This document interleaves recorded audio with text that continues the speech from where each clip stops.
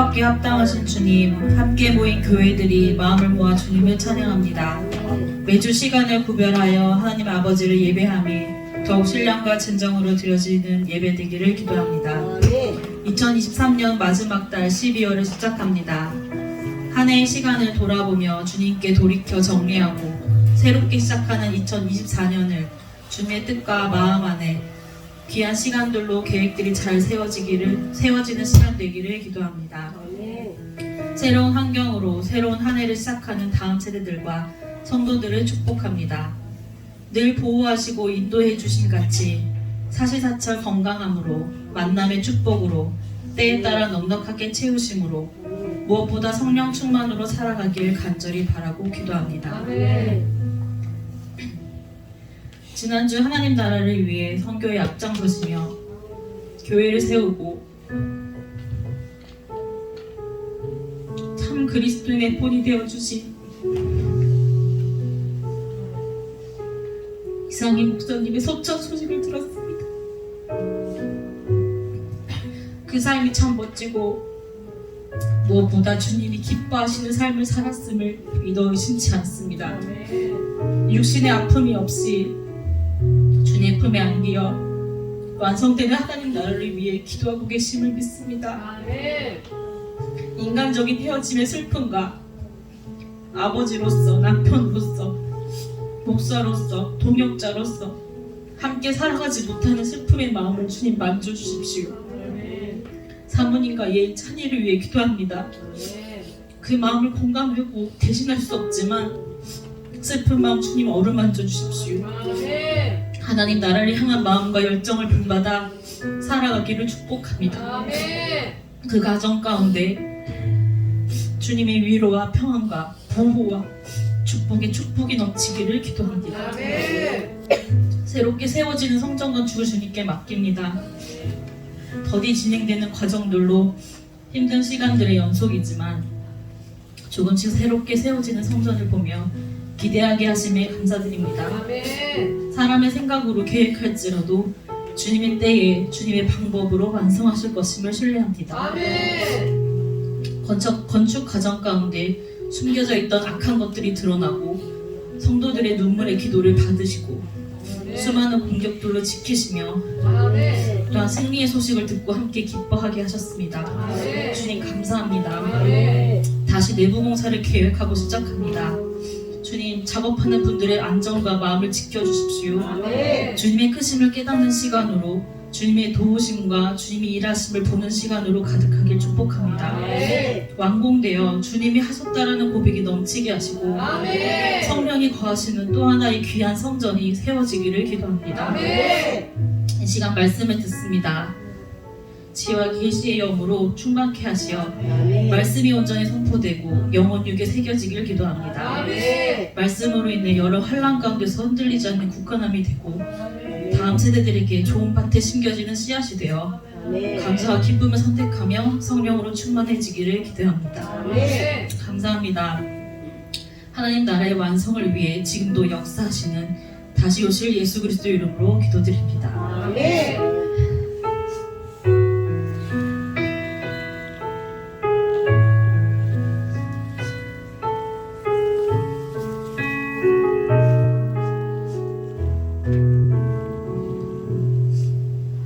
교독문 59번, 10편 136편 함께 교독하시겠습니다. 여호와께 감사하라. 그는 선하시며 그 인자하심이 영원하미로다. 신들 중에 뛰어난 하나님께 감사하라. 그 인자하심이 영원하미로다. 주들 중에 뛰어난 주께 감사하라. 그 인자하심이 영원하미로다. 홀로 그 기이한 일들을 하시는 이에게 감사하라. 그 인자하심이 영원하미로다. 지혜로 하늘을 지으신 이에게 감사하라. 그 인자하심이 영원하미로다. 땅을 물 위에 펴신 이에게 감사하라. 그 인자하심이 영원하미로다. 큰 빛들을 지으신 이에게 감사하라. 그 인자하심이 영원하미로다.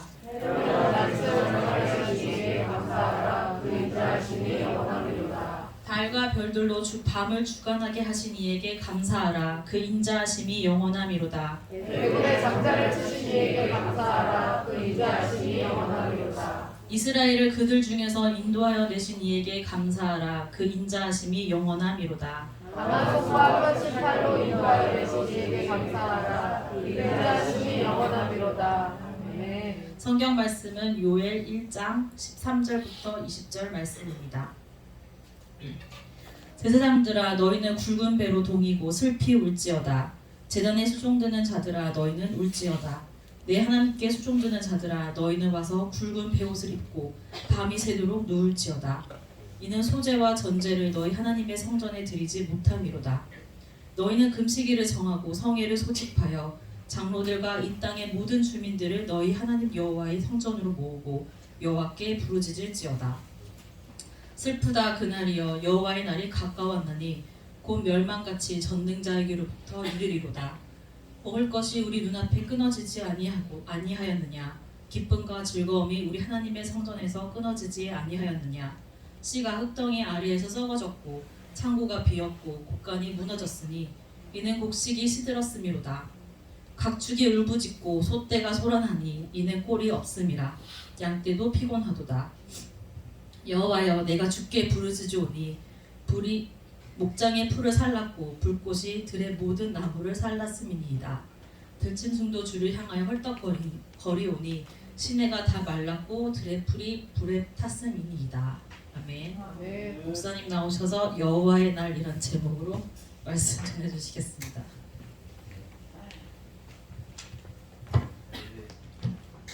옆에 분하고 인사하겠습니다. 사랑합니다. 축복합니다. 축복합니다. 기도할 때 얘기한 것처럼 이상희 목사님이 지난주에 소천하셨습니다. 그래서 아는 분들도 있고 모르는 분도 있는데 어쨌든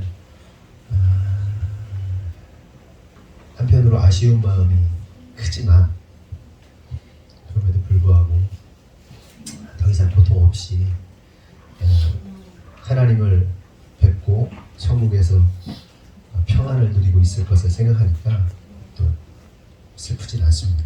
기뻐요, 사실은. 그러니까 장례식장에 갔는데 눈물이 이제 소천 소식을 들었을 때는 눈물이 확 나고 마음이 무너지고 막 되게 힘들었는데 장례식장에 가니까 마음이 이렇게 막 슬프진 않더라고요. 그래서 잘 가셨다. 기쁜 일이다. 오히려 기쁜 일이다 이런 생각이 들었어요. 밝게 웃으면서 그 장례식장에 있었습니다. 상인이 형, 그러니까 이상희 목사님도 천국에서 평안을 잘 누리고 있을 거라고 생각하고 또 거기서 우리 교회와 우리 성도들을 응원할 거라고 믿습니다. 네. 오늘은 여호와의 날이라는 제목으로 말씀을 나누도록 하겠습니다. 성경에는 여러 가지 절기들이 등장하잖아요. 뭐 3대 절기, 5대 절기 막 이렇게 있는데 대표적으로 이제 3대 절기는 뭐가 있습니까? 6월절, 오순절, 초막절 이런 절기가 있죠. 그리고 그 외에도 여러 날들이 있죠. 안식일도 있고 안식년도 있고 희년도 있고 뭐 별의별 뭐 날들과 절기들이 있습니다. 근데 흥미로운 것은 이러한 절기들에게서 나타나는 한 가지 특징이 있는데 그 절기들에는 일을 하지 않는다는 겁니다. 일을 안 해요. 그러니까 모든 절기와 날들은 하나님이 정해놓으신 그 날들과 절기는요 일을 하지 않고 쉬게 됩니다. 그러니까 일하지 않는 것이 의미하는 게 뭐겠어요? 왜 일을 하지 않습니까? 안식일에 일하지 않는 거죠. 오늘 같은 우리가 이제 안식일은 아니지만 안식일에 왜 일하지 않는 걸까요? 그것을 의미하는 게 뭐냐? 그것은 쉼을 의미하는 거죠. 그러니까 하나님의 구원의 역사 이후에 영원한 평안, 영원한 안식, 영원한 쉼을 의미하는 겁니다. 그리고 이것이 절기와 날들 속에서 나타나는 매우 중요한 하나의 특징이라고 할 수 있어요. 그런데 이러한 절기들과 날들 속에서 때로는 예외적으로 쉼과 평안과 안식이 아닌 애통과 슬픔과 눈물로 보내는 경우가 있단 말이에요. 그러니까 하나님이 정해놓으신 날들은 쉬게 되어 있어요. 왜? 하나님의 영원한 안식, 영원한 삶, 더 이상 고통스러워하지 않아도 되는 그 삶을 의미하기 때문에 그러니까 우리가 주일에도 이곳에 예배하고 뭐 이런 것들이요 하나님과 영원히 교제하고 영원히 사는 것을 상징한단 말이에요. 그런데 그러한 날들 가운데 예외적으로 쉬지 않고 그러니까 기쁨으로 구원의 기쁨으로 쉬는 것이 아니라 오히려 슬퍼하며 애통하며 눈물을 흘리는 그런 날들이 있단 말이에요. 그 대표적인 예가 미스바 집회와 같은 겁니다. 그러니까 절기 때 어떤 날에 슬피 울면서 통곡해야 하는 날이 있는데 그 날이 바로 미스바 집회예요. 관련해서 사무엘상 7장 5절에서 11절을 보면 사무엘이 이르되 온 이스라엘은 미스바로 모이라 내가 너희를 위하여 여호와께 기도하리라 하며 그들이 미스바에 모여 물을 길어 여호와 앞에 붓고 그날 종일 금식하고 거기에서 이르되 우리가 여호와께 범죄하였나이다 하니라. 사무엘이 미스바에서 이스라엘 자손을 다스리니라. 이스라엘 자손이 미스바에 모였다 함을 블레셋 사람이 듣고 그들의 방백들이 이스라엘을 치러 올라오니라. 이스라엘 자손들이 듣고 블레셋 사람들을 두려워하여 이스라엘 자손이 사무엘에게 이르되 당신은 우리를 위하여 우리 하나님 여호와께 쉬지 말고 부르짖어 우리를 블레셋 사람들의 손에서 구원하시게 하소서 하니 사무엘이 젖먹는 어린 양 하나를 가져다가 온전한 번제를 여호와께 드리고 이스라엘을 위하여 여호와께 부르짖음에 여호와께서 응답하셨더라. 사무엘이 번제를 드릴 때에 블레셋 사람이 이스라엘과 싸우려고 가까이 오매 그날에 여호와께서 블레셋 사람에게 큰 우레를 발하여 그들을 어지럽게 하시니 그들이 이스라엘 앞에 패한지라. 이스라엘 사람들이 미스바에서 나가서 블레셋 사람들을 추격하여 뱃갈 아래에 이르기까지 쳤더라. 이 말씀의 배경이 되는 시대는 사사시대입니다. 사사시대는 왕이 아직 없는 시대잖아요. 왕이 없는 시대인데 여기서 주목할 사실은 이 사사시대의 특징을 한마디로 말하면 사람들이 자기 소견에 옳은 대로 행동했다는 겁니다. 그러니까 지 하고 싶은 대로 했다는 거예요. 지 생각대로 했다는 거예요. 분명히 하나님 말씀이 존재함에도 불구하고 사사가 있음에도 불구하고 자기가 판단했을 때 맞다고 생각이 들면 지 생각대로 자기 생각대로 하던 시대란 말이에요. 그러니까 어느 정도였냐면 하나님이 말씀하지 않으셨는데도 불구하고 자기 마음대로 해석을 해. 하나님 말씀을 자기 뜻대로 해석해. 중심이 자기야. 그러니까 하나님의 뜻이 아니라 하나님으로부터 이 말씀이 오는 것이 아니라 이 하나님 말씀을 내 뜻에 적용시켜버리는 거죠. 하나님 말씀. 이 주객이 바뀌었단, 뒤집혔단 말이에요. 그래서 어떤 일까지 벌어지게 되냐면 자기 소견에 오른 대로 하나님의 언약궤를 들고 전쟁에 나가면 이길 거라는 자기 소견을 가지고 그냥 전쟁에 나가죠. 그러니까 언약궤를 메고 나가면 전쟁에서 항상 이겼어요. 하나님께서 언약궤를 메고 나아가라 그러면 그 전쟁에서는요, 뭐 무기를 들고 싸우는 게 아니라 언약궤 들고 나가면 이 찬양하면서 언약궤 들고 그냥 전쟁터 나가면 이겼단 말이에요. 그런 역사가 있단 말이에요. 그렇죠. 근데 그때는 뭐가 있었어요? 하나님께서 야 언약궤를 들고 나가. 그럼 찬양해. 이 하나님의 감동과 하나님의 역사하신 말씀하심이 있었는데 얘네들이 어떻게 해요? 엘리의 아들 홈니와 비누아스가 지금 막 계속 깨지네. 지네. 안 되겠다. 언약궤 들고 나가자. 그러니까 하나님의 뜻과 전혀 없이 살아갔던 그들이 하나님의 언약궤를 메고 전쟁에 나갔다가 어떻게 됩니까? 언약궤를 뺏겨요. 그리고 엘리의 두 아들 홈니와 비누아스가 어떻게 돼요? 전장에서 사망합니다. 이처럼 이 사사시대는요 한마디로 막 나가던 시대예요. 막 나가던 시대. 근데 오늘날도 비슷해요. 막 나가던 시대. 말씀을 하나님 중심으로 해석하는 것이 아니라 신본주의 중심으로 해석하고 적용하는 것이 아니라 인간의 방식으로 적용하죠. 인본주의죠. 인권 어쩌고 저쩌고 그러면서 뭐 인권이 필요 없다는 얘기가 아니에요. 중심이 어디냐는 거죠. 우리들도 마찬가지 아닙니까? 우리가 기도하는 게 뭐예요? 기도가 하나님의 뜻을 이뤄달라는 기도 아닙니까? 그게 기도예요. 참된 기도. 근데 내 뜻을 이뤄달라고 기도하고 있단 말이죠. 이게 인본주의인 거죠. 그러니까 자기 소견에 옳은 대로 행하는 것이 별게 아닙니다. 이게 바로 자기 소견에 옳은 대로 행하는 거예요. 이처럼 엘리와 홈니와 비느하스가 사망하고 법궤를 언약궤를 빼앗기는 이런 황당한 일들이 일어나게 되죠. 어떻게 합니까? 사무엘 선지자가 이스라엘 백성들에게 미스바에 모이라고 다 이제 얘기를 합니다. 그러니까 미스바에 모여서 회개를 선포하게 되는데 이게 바로 그 유명한 미스바 대성회예요. 그래서 가끔 뭐 구국기도회 그러면서 미스바 성회 이런 거 하거든요. 뭐 나라에 위기가 오면 미스바 성회 하고 그랬단 말이에요. 막 IMF 터졌을 때 미스바 성회 하고, 막 금융위기 터졌을 때 미스바 성회 하고, 아마 내년에도 미스바 성회 할 것 같아요. 경기가 국제 경기나 국내 경기가 이제 폭락, 집값이 폭락하는 시즌이 이제 도래했고, 그리고 뭐 모르겠어요. 이제 영끌한 사람들이 이제 뭐 굉장히 고통을 당하게 되는 시대가 오게 되는데, 어쨌든 미스바 성에 또 하겠죠.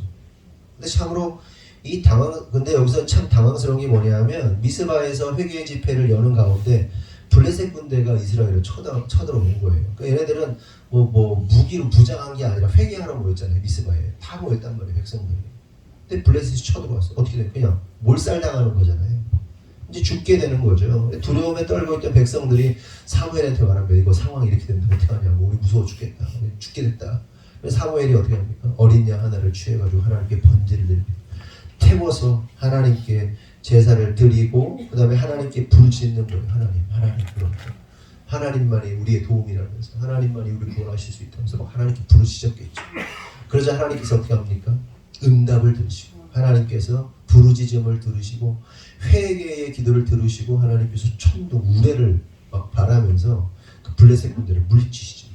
그러니까 이스라엘이 물리친 것이 아니라 하나님께서 물리치시는 겁니다. 천둥 번개가 막 치는데, 그거 참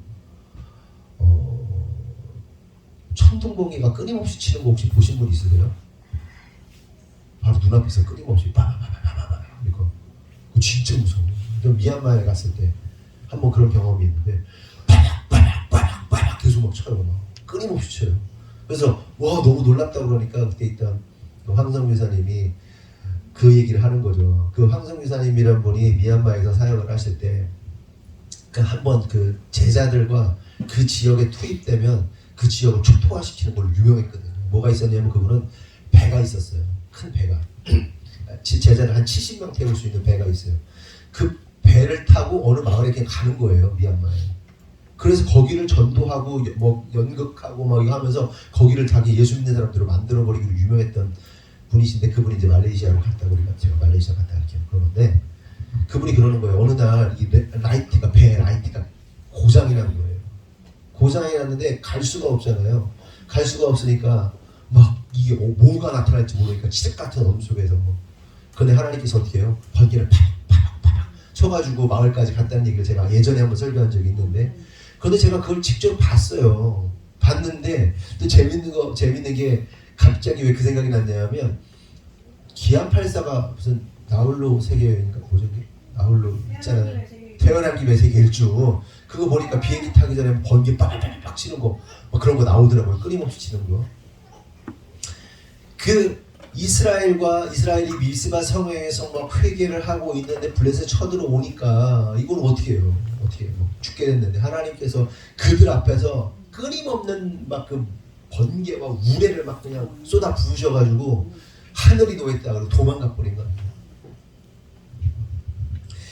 그리고 그렇게 하나님께서 블레셋의 군대를 물리치시고 그날의 승리를 기념하여서 기념비를 세우게 되는데, 그 기념비가 혹시 뭔지 아시는 분?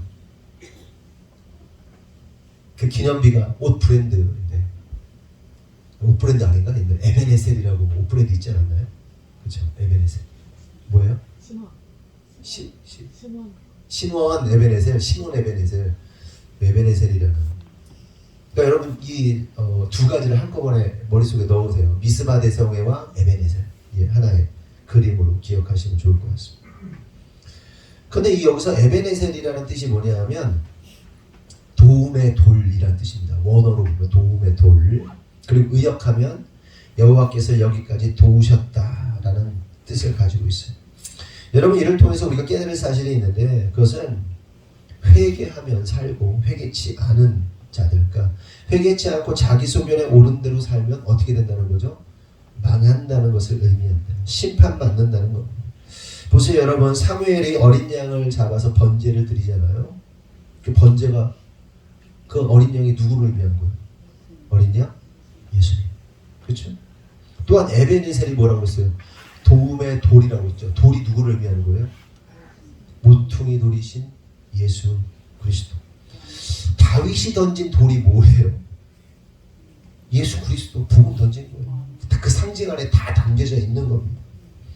결국 이러한 사건들이 의미하는 것은 예수 그리스도를 의지함으로 회개하면 심판이 아니라 구원을 받게 된다는 것을 상징적으로 보여주는 거예요. 그래서 우리가 참된 회개를 할 때 적들이 쳐들어올지라도 그 어떤 환난과 핍박이 올지라도 하나님은 그 모든 슬픔과 고통과 괴로움과 환난과 핍박 속에서도 회개하는 자들에게는 그 모든 상황을 역전시키는 역사를 이루어 주신다는 사실을 우리가 깨달아야 되는 겁니다. 아멘이십니까? 인생 살다 보면 막 적들이 몰려오고 막 진짜 죽을 지경 속에서 막 진짜 괴로워서 어찌할 수 없는 상황에 놓이게 된단 말이에요. 그렇죠? 그때 우리에게 가장 중요한 게 뭐예요? 회개하는 거예요. 회개라는 것이 내가 뭐 잘못했습니다도 회개지만 하나님께 마음을 돌이키는 게 회개예요. 아멘이십니까? 네? 내가 그 어떤 문제들에 함몰되어 있었던 그 상황 속에서 나의 시선을 누구한테 돌리는 거예요? 주님께로 향하는 게 회개예요. 나 이거 잘못했어요, 저거 잘못했어요도 회개지만 본질적 회개는 하나님께 시선을 바꾸는 거란 말이에요. 아멘이시죠? 아멘. 지난 한 주간 그냥 개인적으로 뭐 교회적으로 여러 가지 이렇게 보면서 흐름이 바뀌었다. 흐름이 뒤집혔다. 그러니까 지금 우리 가정에 그리고 우리 교회의 어떤 흐름들이 바뀌고 있는 하나님의 사인들을 동시다발적으로 여러 가지 사건을 보게 됩니다. 근심거리가 많았어요. 이제 내년 되면 저희가 이사도 해야 되고 공부방도 내년에 계약이 끝나서 이사를 해야 되는 상황이기도 하고 되게 걱정이 많았어요. 그리고 이제 주인이 들어온다고 했었기 때문에 이제 준비를 해야 될 것 같아서 연락을 했어요. 그랬더니 그 주인이 하는 말이 저희는 들어올 계획이 없다. 그래서 공부방이 쓰시겠다면 계속 써라라고. 그리고 변수가 하나 있다면 그때 변수는 매매하는 건데 공부방에 팔 거면 우리가 공부방한테 팔겠다. 그러니까 사업장이 안정되도록 하는 거죠. 왜냐면 언제 어디서 이렇게 돌아다녀야 될지 모르는 거예요. 그렇잖아요. 여러분들 계약이 뭐 끝나면 어떻게 될지 모르는 거잖아요. 한 곳에서 오래 할 수 있도록 문제가 하나 해결됐고 이한비가 성악 좀 아는 사람들이 몇 명이나 있을지 모르겠는데 맨날 실기하면 맨날 꼴찌였어요. 꼴찌. 근데 지금 꼴찌 아니니까 얘기하는 거예요.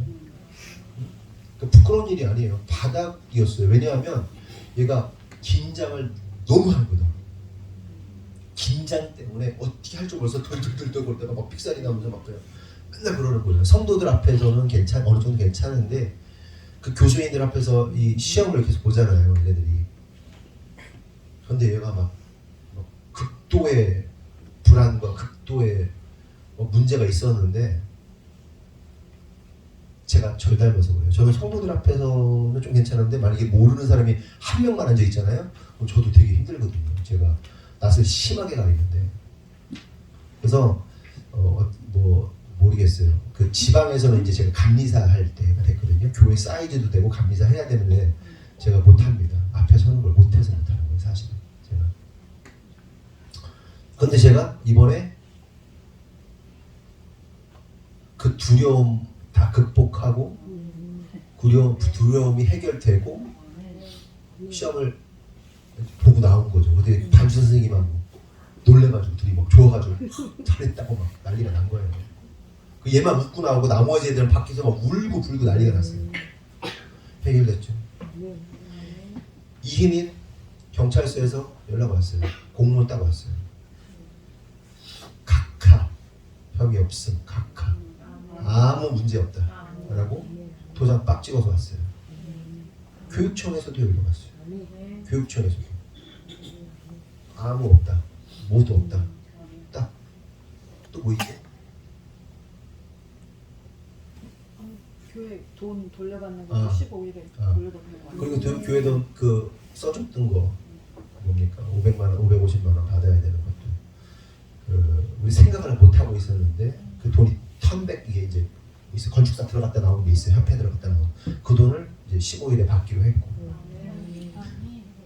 그리고 그뿐만 아니라 뭐 김광수 사장과의 뭐 여러 가지 오늘 또 만나는 동안에 있었던 일들이 흐름이 바뀌었어요. 흐름이 바뀌고 우리 교회뿐만 아니라 여러분들의 삶과 가정, 사업 속에서도 흐름이 바뀔 거라고 믿습니다. 아멘. 좋은 희망의 소식들이 일어나게 될 거예요. 아멘이십니까? 하나님 그렇게 하실 거예요. 하나님 앞에 시선을 돌릴 때 그 문제에 집중하는 것이 아니라 하나님께 시선을 돌리고 회개할 때 하나님은 우리의 모든 것을 뒤집어 놓는단 말이에요. 블레셋이 적군들이 우리를 집어삼킬 듯이 몰려와도 회개하는 그 이스라엘에게 하나님께서 천둥과 우레의 역사를 통해서 역사하신 것처럼 여러분의 삶 속에서도 하나님께서 그렇게 일하실 것이라는 걸 믿으시길 바랍니다. 네? 진짜 하나님만 의지하고 하나님께 시선을 돌리실 분만 오른손 들고 아멘 하세요. 네? 믿음으로 고백하는 자들에게 하나님의 역전의 역사가 일어날 줄 믿습니다. 질병의 역사가 떠나갈 줄 믿습니다. 모든 사업들이 회복될 줄 믿습니다. 건강이 회복될 줄 믿습니다. 하나님 그렇게 하실 거예요. 이제 그 신호탄이 터졌어요. 이제 시작될 거예요. 믿습니다. 그런데 여러분, 이게 이제 회개의 능력이에요. 말씀드렸다시피 우리에게 그 어떤 어려움들이 몰려올 때에도 회개하는 자, 그러니까 주님의 시선을 바꾸는 자에게 일어나는 역사인데 이게 회개가 이런 것인데, 그런데 여기서 우리가 잊지 말아야 할 중요한, 그러니까 회개함에 있어서 잊지 말아야 할 매우 중요한 한 가지 사실이 있는데, 그것은 하나님께 회개하였다고 해서 하나님께서 무조건 용서해 주시는 것은 아니라는 겁니다. 이게 무슨 말인지 이해됐어요? 우리가 회개한다고 무조건 용서가 되는 게 아니라는 거예요. 물론 성령 안에서, 성령의 감동하심 안에서 우리가 회개할 때 용서함 받습니다. 그런데 그냥 우리가 회개해야지 한다고 회개가 되는 게 아니에요. 용서가 되는 게 아니에요. 우리가 교회에서 우리 집회, 우리 회개의 집회를 합시다, 그렇게 한다고 다 회개가 일어나는 게 아니에요. 용서가 일어나는 게 아니란 말이에요. 막 국가적으로 미스바 집회를 막 열어가지고 막 이 나라와 이 민족이 하나의 범죄였습니다, 그렇게 기도한다고 용서가 일어나는 게 아니란 말이에요. 무조건 자동적으로 기계적으로 용서함이 일어나는 게 아니라는 사실을 깨달아야 한다. 왜냐하면 회개에 대한 용서의 권한이 누구한테 있기 때문에? 하나님께 있기 때문입니다. 잘못은 우리가 했는데 잘못을 우리가 하나님께 빌어요. 그럼 하나님께서 용서하시든 안 하시든 이건 하나님 마음이란 말이에요. 이래서 어떤 A라는 사람이 B라는 사람을 금전적으로, 정서적으로, 육체적으로 엄청난 피해를 줬어. 뭐 상해를 입혔든지 돈을 갈취를 했든지 사기를 쳤든지 뭐 했든 간에 엄청난 감정적, 정서적 그런 피해를 줬어. A가 가가지고 미안합니다, 죄송합니다. 그러면 B라는 사람이 무조건 용서해야 되는 거예요? 용서해주면 좋지. 시원아, 네가 어떤 친구가 있는데, 어떤 애가 있는데 걔가 마음에 안 들어가지고 막 밀었어. 그냥 막 밀었어. 근데 얘가 넘어지고 다리가 똑 부러졌네? 팔하고 이렇게 뚝딱 부러졌네? 그럼 네가 뭐 울면서 미안해. 그럼 걔가 너 용서해줘야 되니? 어떻게 해야 돼? 아니 바꿔서 해볼까? 어떤 애가 널 밀었어. 시원아, 널 밀었는데 네가 다리가 부러지고 막 손이 부러져가지고 이렇게 됐어. 그럼 걔가 가지고 미안해. 그럼 너는 용서해줄 거야? 그래. 우리 시원이 착하니까 용서해줘야만 될 것 같지, 그치? 근데 그런 거예요. 그렇게 피해를 입혔는데 B가 꼭 A를 용서해줘야 하는 것은 아닙니다. 용서 안 해줘도 어쩔 수가 없는 겁니다. 왜요? 피해를 입은 사람 마음이에요. 피해 입은 사람이 충분한 보상이 됐다 그러면 용서할 수도 있는 거예요. 용서 안 할 수도 있는 거예요. 근데 내가 만약 미안하다고 했는데 왜 너는 왜 용서를 안 해줘? 어떻게 사람이 그럴 수 있어? 라고 말한다면 이런 인간은요, 뭔가 좀 이렇게 몰라요. 뭔가 사회적으로 사회성이 없든가 뭔가 좀 부족하든가, 내가 미안하다고 했으면 너 용서해줘야 되는 거 아니야? 라고 그 용서함을 당연히 생각하는 사람이 있다면요, 좀 부족한 거예요. 상대방에게 용서를 강요할 수 없단 말이에요. 용서는 상대방이 하는 거지 내가 요구한다고 되는 게 아니란 말이에요. 근데 부족한 애들이 그렇게 생각해요. 부족하면 어쩔 수 없어. 부족한 건 어떻게 해요? 사람 죽여놓고 미안하다고 하면 되게 그럼 무슨 법이 필요해? 그런 거잖아요. 제가 말씀드리는 요는 우리가 하나님께 회개함으로 용서를 구할 때 그 죄에 대한 용서를 하고 안 하고는 하나님의 영역이라는 얘기예요. 그러므로 우리가 깨달을 사실이 뭐냐면 우리가 회개할 때는요, 용서를 구하는 자들은 하나님의 은혜를 구하고 긍휼을 구하고 자존심 같은 거 쓰레기통에 갖다 버리고 간절하고 낮아짐으로 제발 용서해 주셨으면 하는 마음으로 진짜 그 마음 가지고 회개해야 되는 거지. 뻔뻔하게 당연하게 당돌하게 회개하는 게 아니야. 하나님 잘못했어요. 이게 회개가 아니란 말이야. 응? 뻔뻔하지. 근데 오늘날 그리스도인들이 얼마나 뻔뻔합니까? 얼마나 당돌합니까? 당연하게 회개하고 당연하게 당당하게 회개해요.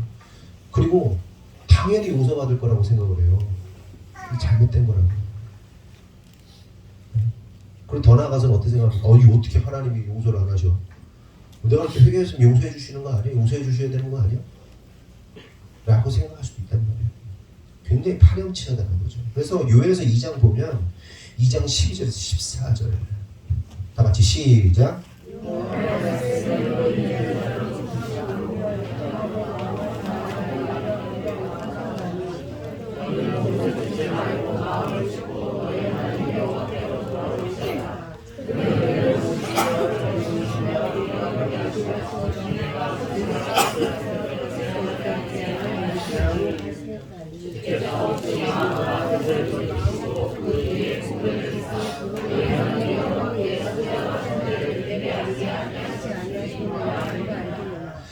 14절 주께서 혹시 마음과 뜻을 돌이키시고 이게 무슨 뜻이에요?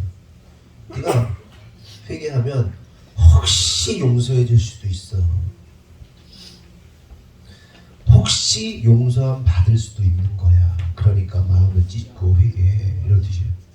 네가 마음을 찢어 회개하고 기도하면 용서해 주신다는 게 아니라 혹시 그럴 수도 있으니까 그 혹시라도 그것을 믿고라도 네가 엎드려야 돼. 그러니까 하나님께서 네가 회개만 하면 다 용서해 주시겠다는 얘기예요? 아니죠. 그 얘기가 아니란 말이에요. 그러니 회개할 때는 어떻게 해요? 막 찢으면서 용서와 자비와 은혜를 구하면서 회개해야 한다는 겁니다. 우리가 회개에 대한 생각을 바꿔야 돼요. 우리가 너무 회개하는 게 너무 쉬워. 물론 회개해야겠다는 마음을 갖는 건 쉬워야 돼요. 나는 용서받을 수 없어. 나는 죄인이야. 뭐 그러면서 막 괴로워하라는 얘기가 아니라 회개해야겠다는 마음을 쉽게 먹지만 그 회개해야겠다는 마음을 먹고 주님 앞에 회개할 때는 진지해야 한다는 거예요. 진짜 진지해야 된다는 거예요. 잘못했어요. 이 지지배가 있는 새끼가 알았어요. 잘못했다니까요. 뭐 이러고 있다니까요. 우리가 자식들한테 야, 그 자세가 뭐야? 아니 잘못했다니까요. 뭐 유지랄하는 거랑 똑같아요. 우리가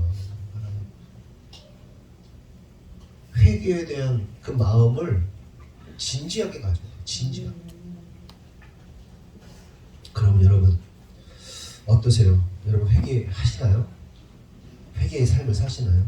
나는 매일매일 회개하는 삶을 산다. 손들라고 그러면 창피하겠지? 그러니까 일주일에 한 번은 회개한다. 교회 와서라도 회개를 한다. 손들라고 그러면 안 될 수가 없겠지? 안 들면 이상하니까. 어떤 사람들은 매일매일 순간순간마다 그 마음을 돌이켜 회개하는 분들도 있을 거고, 어떤 사람은 일주일에 한 번 교회에 딱 앉아서 회개하는 사람도 있을 거고, 어떤 사람은 아예 그 회개에 대한 마음이 없는 사람도 있을 것이고. 여러분 간절히 바라는 것은요, 저와 여러분이 마음을 찢는 회개를 했으면 좋겠어요. 근데 마음을 찢는 회개는 어떻게 가능한 거예요? 내가 하면 내가 한다고 할 수 있는 거예요? 마음을 찢는 회개가? 지난주 설교했는데 기억나세요? 회개는 무엇으로 가능하다? 성령으로만 가능하다는 거예요. 그러니까 성령 안에서 마음을 찢는 건 뭘 의미하는 거예요? 성령 안에서, 성령님이 무슨 영이죠? 예수 그리스도의 영이죠. 그러니까 저와 여러분을 위해서 실제로 몸을 찢으신, 십자가에서 찢어지신 그 예수님을 의지함으로 회개하는 것이 성령으로 회개하는 거예요. 저와 여러분이 예수님의 죽음을 붙잡고 기도하는 것이 마음을 찢는 회개예요. 무슨 얘기인지 아시겠어요? 그게 왜 근데 그거 쉽네 이럴 수 있잖아요. 성령의 사람들, 하나님의 사람들은요, 예수 그리스도의 이름을 붙잡고 예수님의 찢어지신 그 예수님의 그 십자가를 붙잡고 기도하는 것이 성령의 사람들은 돼요. 근데 성령의 사람이 아니면 예수님을 의지함으로 기도하는 게 안 돼요. 그게 안 되는 거예요. 그럼 우리가 잡을 수 있다. 아, 내가 성령의 사람이 맞구나. 다만 성령이 충만하냐 충만하지 않느냐의 문제지 성령의 사람 맞아. 그러니까 우리가 마음을 찢는 회개는 뭐다? 예수 그리스도를 붙잡고 회개하는 것이 마음을 찢는 기도다. 아멘이십니까? 네. 그렇다면 여기서 좀 더 살펴볼 것은 지난주에 나왔다시피 요엘 선지자는 왜 깨어서 울라고 하는 것일까? 좀 복습을 하면 그 이유는 이스라엘 백성들이 기다린 여호와의 날은 단지 구원의 날이 아니라 심판의 날이 될 것이기 때문에 그래요.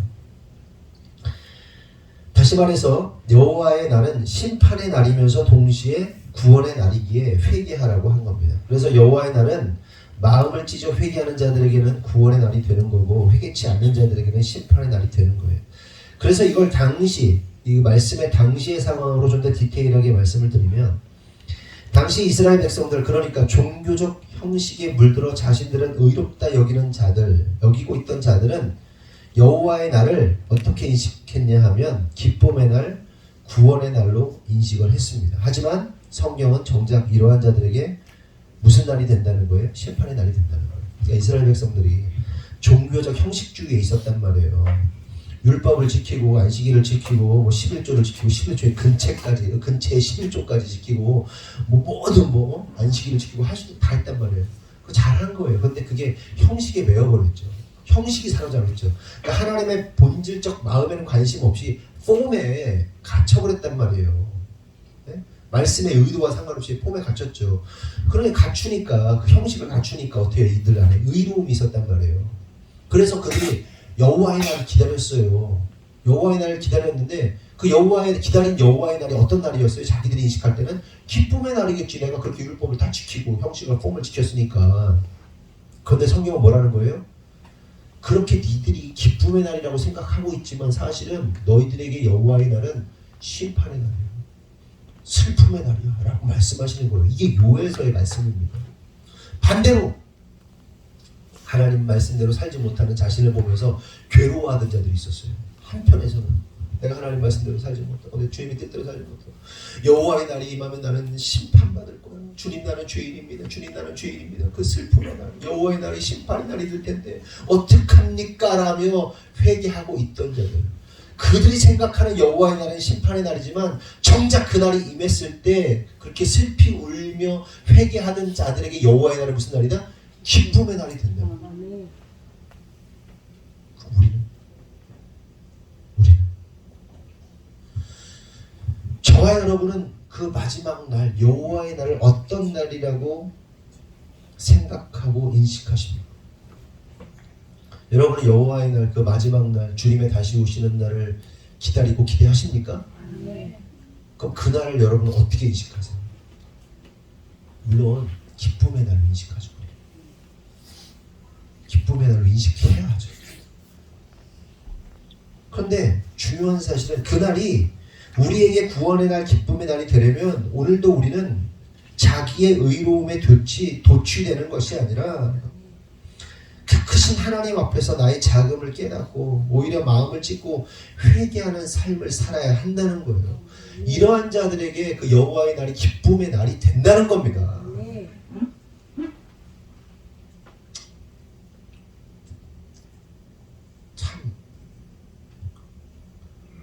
꼴 보기 싫은 게 하나. 우리가 여러분 겸손해야 되거든요. 겸손해야 돼요. 근데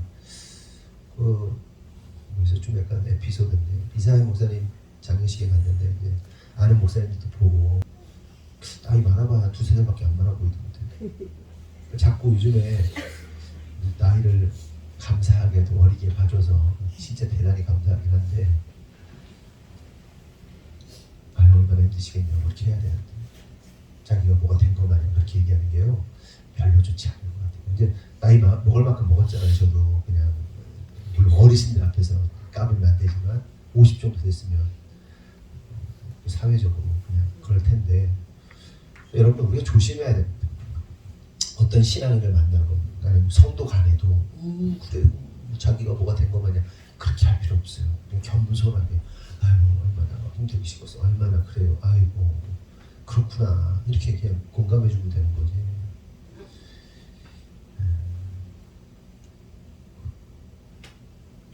무슨 얘기하려다가 그렇게 됐나? 하여간 그렇다. 하나님 앞에서 우리의 자금을 알고 주님의 크심을 깨닫고 겸손함으로 회개하는 삶을 살아야 돼.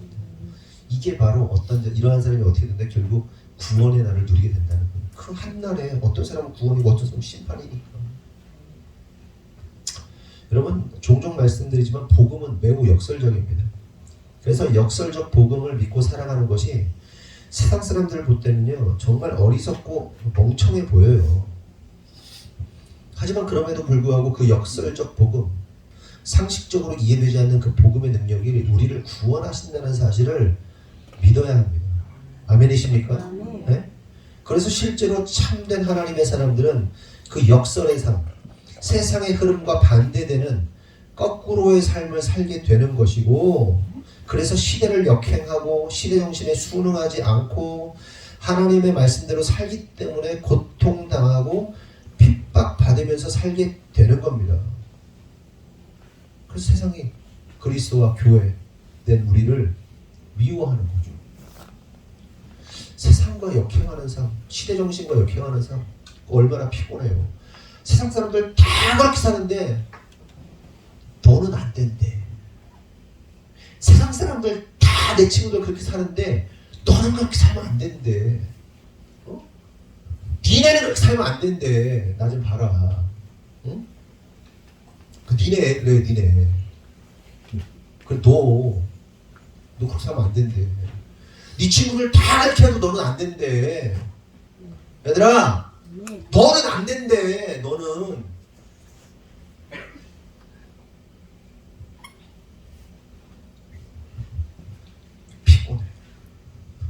피곤해 힘들어. 직장에서 핍박받아 막 어떨 때는 사람들한테 눈총받아. 사람들이 교회를 다 미워해. 제대로 살아. 제대로 살고 있는 거야. 제대로. 그들이 볼 땐 바보 멍청이 머저리 같지. 저 병신들.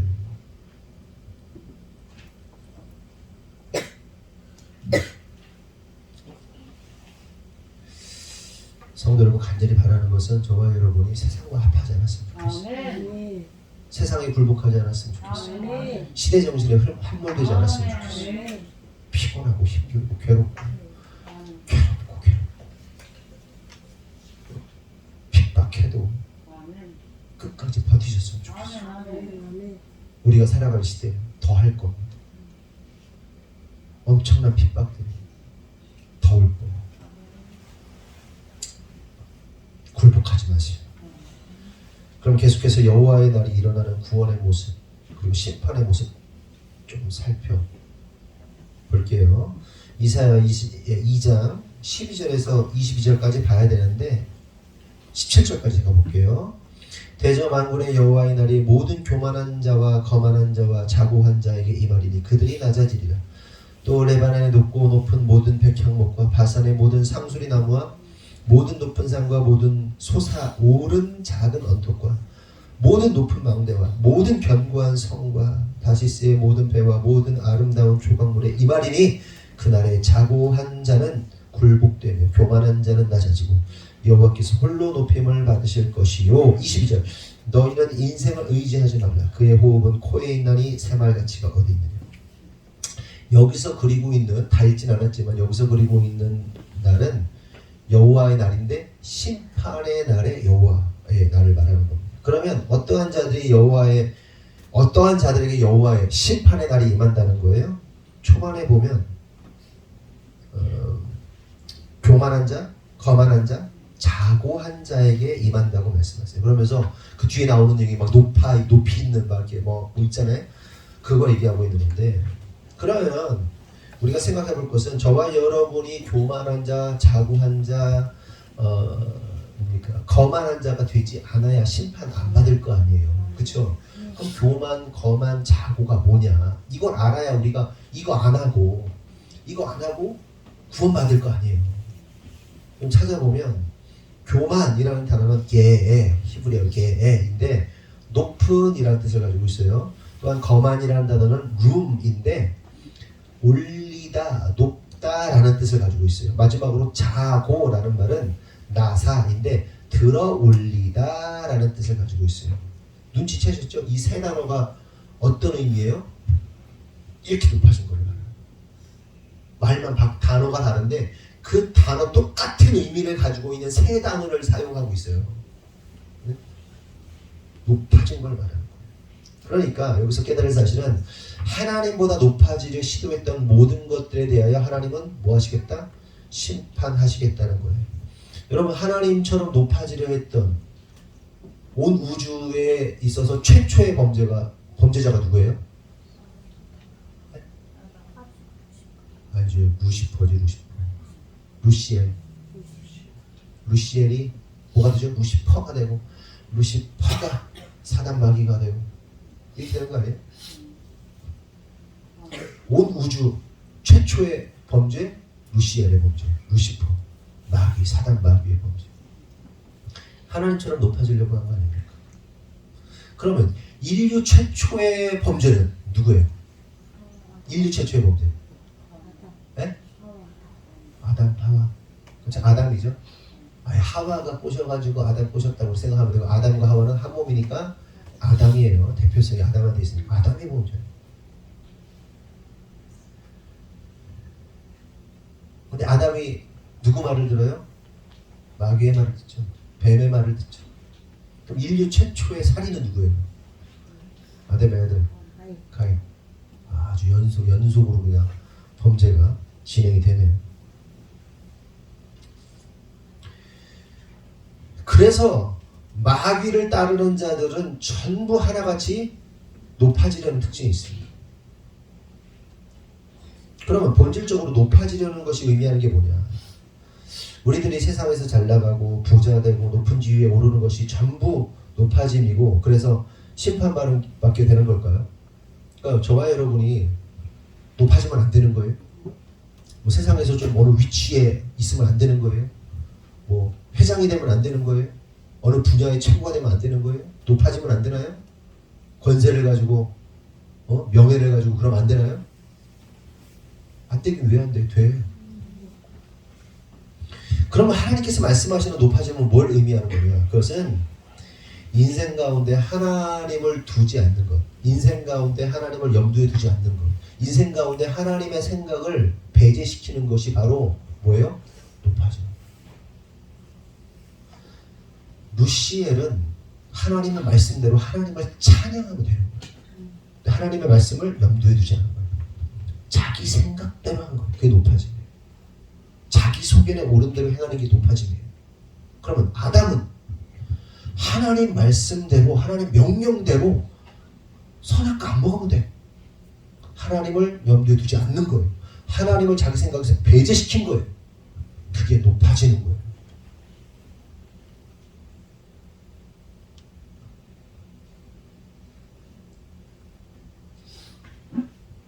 하나님 없는 것처럼 생각하고 판단하고 행동하는 그 모든 것이 높아집니다.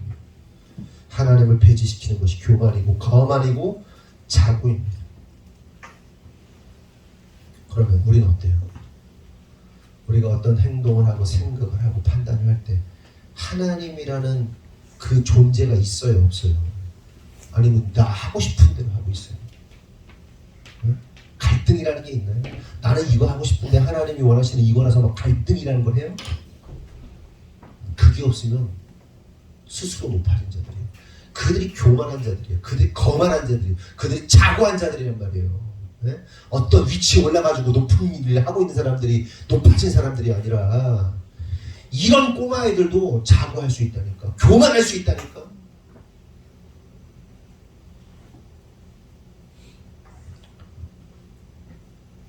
하나님 배제하고 하나님 없는 것처럼 생각하고 판단하는 거. 이게 교만이다. 자고다. 거만이다. 거만해가지고 이건 거만이야. 계속해서 이사야 4장 1절에서 6절 그날에 7 여자가 한 남자를 붙잡고 말하기를 우리가 우리 떡을 먹으며 우리 옷을 입으리니 다만 당신의 이름으로 우리를 부르게 하여 우리가 수치를 면하게 하라 하니라. 그날에 여호와의 싹이 아름답고 영화로울 것이요 그 땅의 소사는 이스라엘의 피난한 자를 위하여 영화롭고 아름다울 것이며 시온에 남아 있는 자 예루살렘에 머물러 있는 자 곧 예루살렘 안에 생존한 자 중 기록된 모든 사람은 거룩하다 칭함을 얻으리니 이는 주께서 심판하시는 영과 소멸하는 영으로 시온의 딸들의 더러움을 씻기시며 예루살렘의 피를 그 중에서 청결하게 하실 때가 됩니다. 여호와께서 거하시는 온 시온산과 모든 지폐 위에 낮이면 구름과 연기 밤이면 화염의 빛을 만드시고 그 모든 영광 위에 덮개를 두시며 또 초막이 있어서 낮에는 더위를 피하는 그늘을 지으며 또 풍우를 피하여 숨는 곳이 되리라. 이날도 여호와의 날입니다. 근데 이 여호와의 날은 멸망과 심판의 날이 아니라 구원받는 아름답고 영화로운 날을 의미하는 거예요. 그러니까 심판 이후에 살아남는 심판을 면하는 그래서 거룩하다 칭함을 받고 시온의 딸들이 더러움을 씻김을 하는 아름답고 영화로운 날을 말하고 있는 겁니다. 그렇다면 여러분 저와 여러분이 이러한 날을 경험해야 할 거 아니에요. 그렇죠? 그러면 어떻게 해야 이러한 날을 맞이하게 되는가? 반복되는 얘기지만 다른 포지션으로 또 얘기하는 거예요. 요엘서 1장 13절에서 15절 다 같이 시작.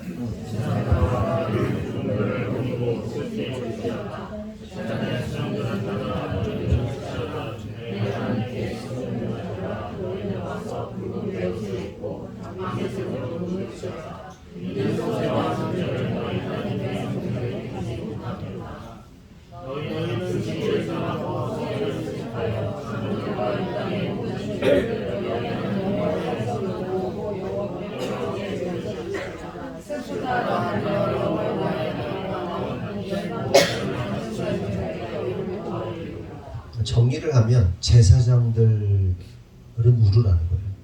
제단에 수종 드는 자들도 울라는 거예요. 하나님께 수종 드는 자들도 밤새 울라는 겁니다. 그러면서 더 나아가서 금식하고 성회를 소집하고 모여서 부르짖음으로 회개하라는 거예요. 이것이 마지막 시대에 구원받는 성도의 모습이라는 거예요. 모습이라는 거예요. 울어. 울어야 돼. 끊임없이 울어야 돼. 끊임없이. 그리고 모여서 회개하고 금식하면서. 여러분 말씀 마칩니다. 우리는 마지막 시대에 살고 있어요. 우리의 살 길은 오직 애통함으로 울며 회개하는 겁니다. 여러분 여호와의 날이 멀지 않았어요. 지금 당장 임해도 이상하지 않을 시대입니다. 그러므로 성도 여러분 저와 여러분이 여호와의 심판의 날이 임하기 전에 깨어 울며 회개함으로 구원과 기쁨의 여호와의 날을 준비하는 분들이 되기를 예수님의 이름으로 축원합니다. 기도하겠습니다. 하나님 감사합니다. 오늘 말씀을 통해서 깨닫습니다. 하나님 여호와의 날이 어떤 이들에게는 심판의 날이고 어떤 이들에게는 기쁨의 날입니다. 하나님 여호와의 날이 우리에게 기쁨의 날이 되길 원합니다. 하나님 이스라엘 백성들처럼 자기 소견에 오른 대로 우리가 행하는 자들이 아니라 주님 앞에 겸손함으로 낮아짐으로 그렇게 하나님의 은혜를 구하고 긍휼을 구하며 나아갈 수 있는 참된 믿음의 사람들 될 수 있도록 인도하시고 주장하여 주시옵소서. 그 여호와의 날은 울며 애통하며 깨어 기도하는 자들 그렇게 하나님 앞에서 끊임없이 엎드려지고 낮아지고 하나님의 은혜를 구하며 나아가는 자들에게 임하는 것임을 깨닫습니다. 하나님 우리가 스스로 자고하고 교만하고 거만한 자들 되지 않게 하여 주시옵소서. 하나님이 없는 것처럼 행동하고 생각하고 판단하는 그런 어리석은 심판받을 삶을 살지 않게 하여 주시옵소서. 항상 우리의 인생 속에 우리의 시간 속에 우리의 삶 속에 우리의 공간 속에 우리의 모든 영역 속에 주님이 주인 되어 주시고 주인이신 주님의 말씀대로 주님의 뜻대로 순종하며 따를 수 있는 우리가 되도록 주님 축복하여 주시옵소서. 하나님 특별히 기도하는 것은 우리가 주님의 종으로서 주인의 말씀에 순목하는 자들이 되어야 하는데 종들 중에는 주인의 말을 잘 알아듣는 종들도 있고 어리석어서 잘 알아듣지 못하는 종들도 있습니다. 주인의 성품을 경험하고 주인의 의도를 많이 이해한 사람들은 주인의 뜻에 따라 살게 되지만 그러지 못한 종들은 우여곡절, 많은 실패, 또한 책망을 받게 되는데 하나님 간절히 바랍니다. 우리 하늘꿈 교회에 있는 모든 성도들이 주님의 의도를 잘 파악하고 주님의 말씀을 잘 이해하고 잘 알아듣는 영리한 지혜로운 종들 되도록 축복하여 주시옵소서. 주님께서 이루실 줄 믿사옵고 예수님의 이름으로 기도합니다. 축복.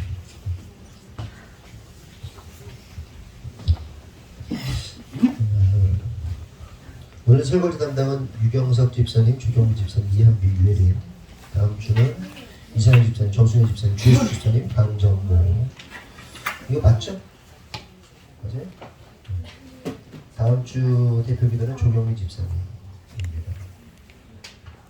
그리고 오늘 김형곤 형제님과 최은지 집사님이 신혼여행을 잘 마치고 돌아왔습니다. 우리 축하한다고 박수 한번 해주겠습니다.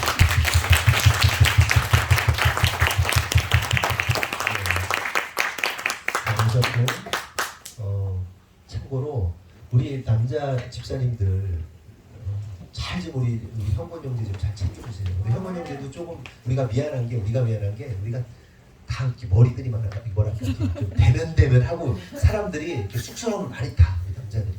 그래가지고 이렇게 막 이렇게 살갑게를 못 해주고 그래서 미안하게 생각을 하고 싫어서 그런 게 아니고 그냥 사람들이 그래 원래 저도 그렇고요. 예.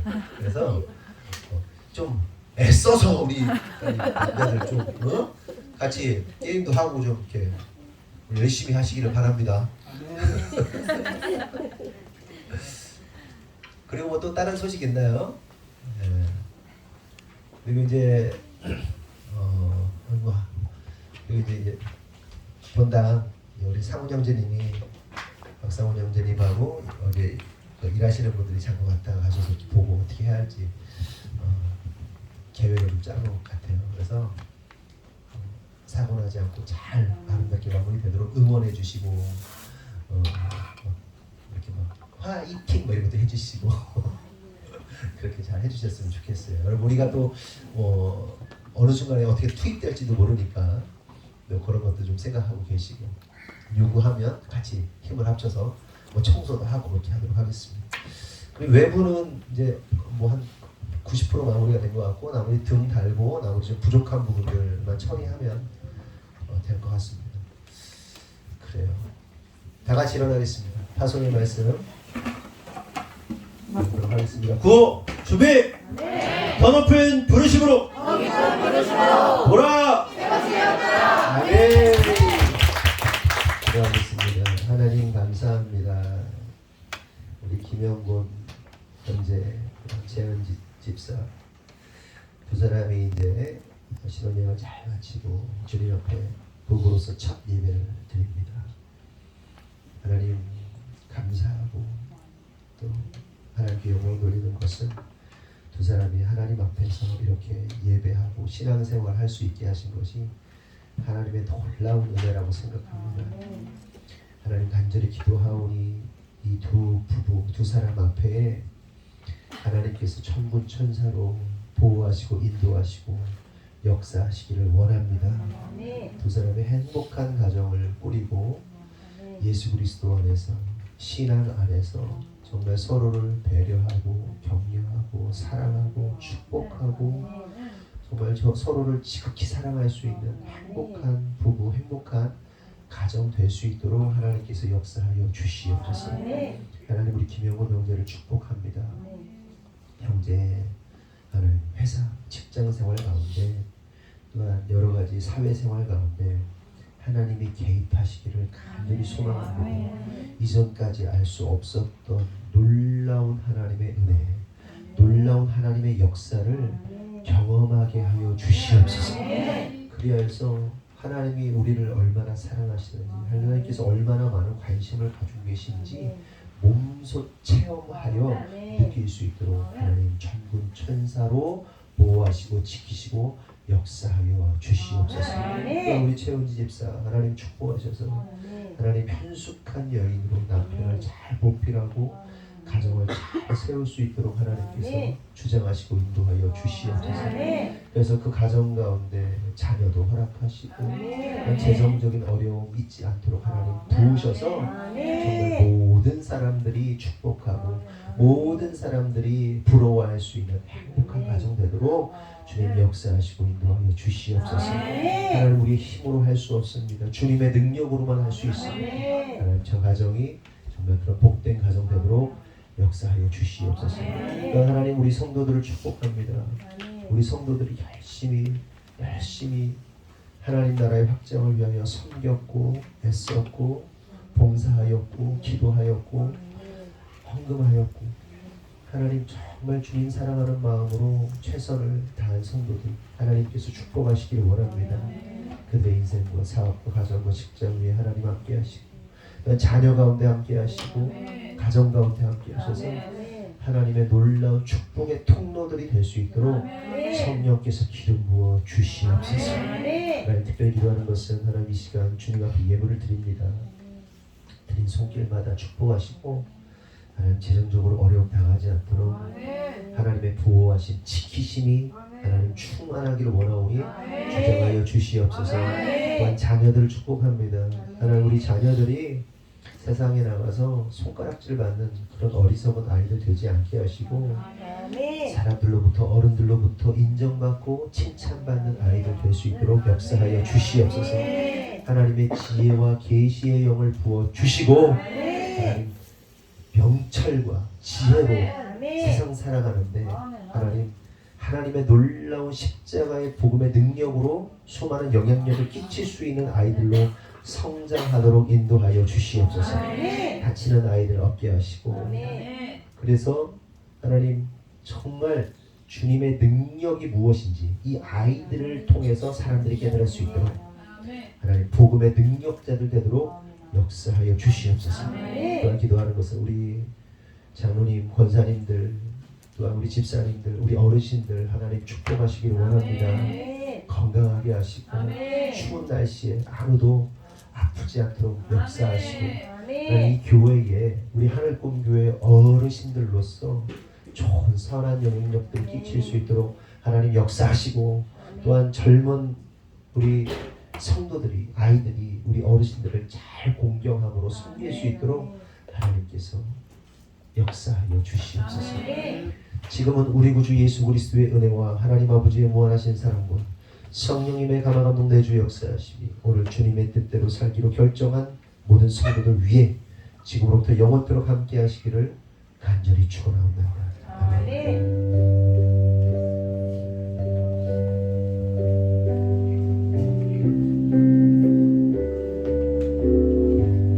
우리 하나님께 영광의 박수 드리겠습니다.